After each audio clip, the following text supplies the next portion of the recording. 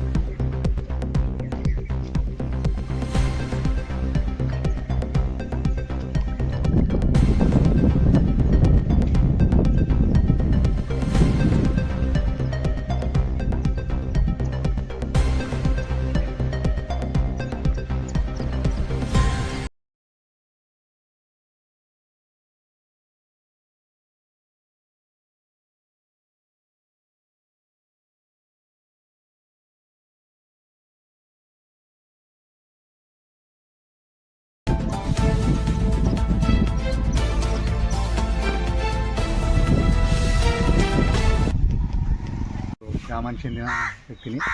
ఈ అక్నాపూర్ నుంచి పుల్లపల్లి పోయే రోడ్డు మేము ఇక్కడ రైతులు చాలామంది ఇబ్బంది పడుతున్నారు.